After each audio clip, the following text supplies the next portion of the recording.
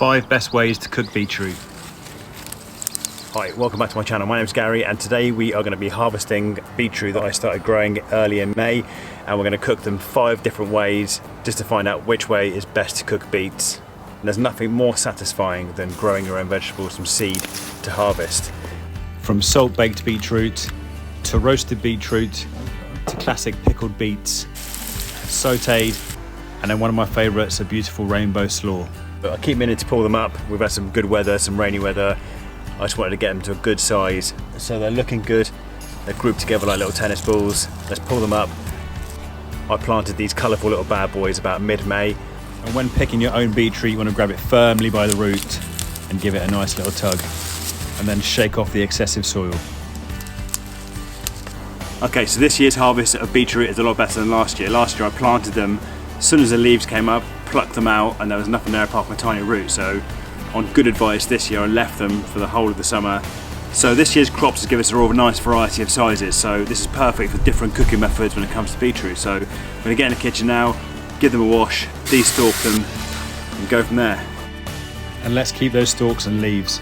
And as with anything in the kitchen, if we can use it, we're going to keep it. Okay, so number 1 is one of my favourite ways to cook beetroot, and that is to salt bake it. Beetroot's a really sweet vegetable, so I really like the salt crust going over the top, and this intensifies the flavour of the beetroot.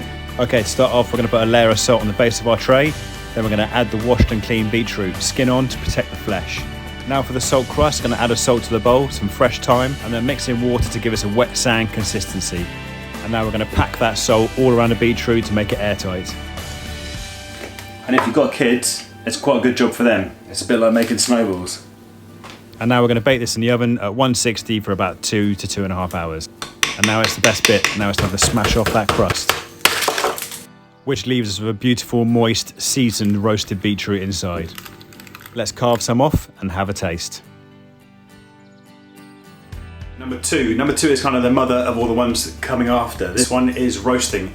Okay, so let's grab a tray lined with silver paper. Now we're going to add the washed and cleaned beetroots. You can fill the tray, but don't overcrowd it too much. Next, we're going to add fresh thyme, some split fresh garlic, and now I'm drizzling on some homemade thyme and garlic oil. And finally, a generous sprinkling of coarse sea salt. And now we're going to cover it with tin foil, making it as airtight as possible to keep in the steam. After 2 hours at 180 in the oven, I've got these beautiful soft beetroots. I'm going to test it with a knife, but you should be able to squeeze it and it should feel like a ripe avocado when you squeeze it. That's what you're looking for, or a firm banana. Now to get the skins off, give your beetroot a little rub. And there we have a beautiful roasted beetroot. Okay, the kitchen here smells incredible at the moment. A kind of real rich autumnal smell coming out of the oven. That rich flavoured beetroot, you can smell it in the kitchen. And while the beetroot is roasting, we're going to get the pickling liquid ready for number 3, pickled beetroot.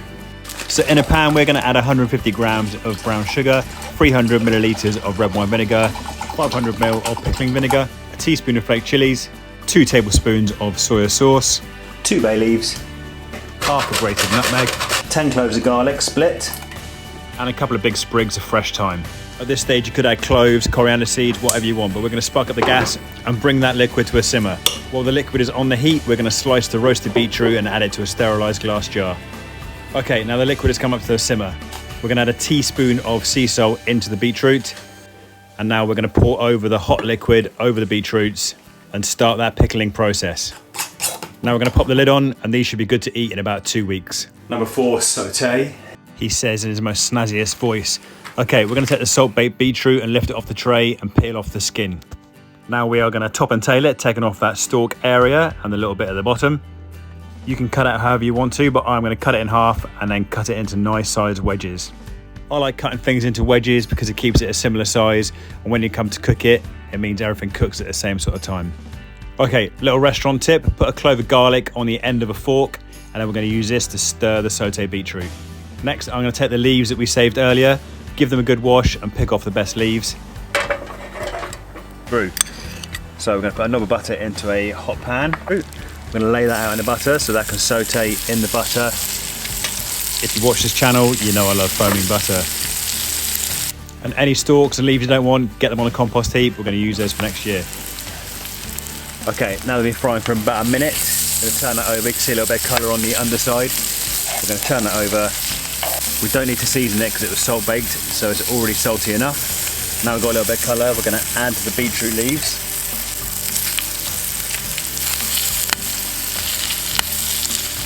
We're going to use our fork with garlic on to stir it around to flavour it with garlic. Okay, we're now going to add some halloumi to the pan. We're going to fry that to give that a little bit of colour. Up, we're just going to put the beetroot onto the plate.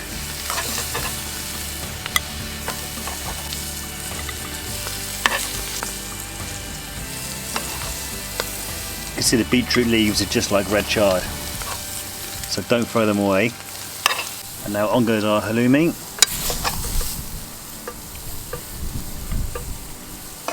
Okay, and now to finish that, we're going to put a little balsamic dressing just over the top for the acidity to cut through the richness of the beetroot and the cheese. Delicious. So good. But number 5 for us is probably how Gordon Ramsay likes it, and that's because it's raw! Okay, the impression wasn't that bad, probably was. We are going to slice up equal quantities of red cabbage, green cabbage, beetroot leaves, and then we're going to add that to a bowl. Then we're going to slice red onion, and then add some freshly grated carrots. My first bowl was too small, so let's move it on over. And now we're going to grate in our raw beetroot from the garden. Yes, you can eat raw beetroot and raw beetroot leaves. This gives us some beautiful rainbow colours and an amazing slaw.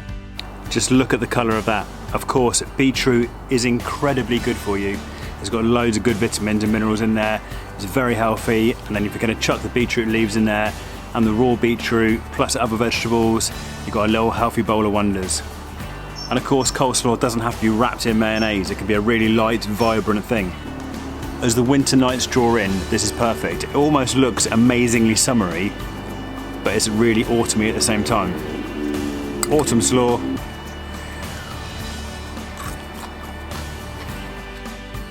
Okay, so we get to the end of the video. Please let me know which way of cooking beetroot is your favourite, and if you've got a way of cooking beetroot that I haven't covered here, drop it in the comments, share it with everyone, and share it with me. I always love to know new recipes, so if you've got a better way to cook beetroot or a different way to cook beetroot, drop it in the comments and maybe I'll cook it, but I'll definitely give it a try.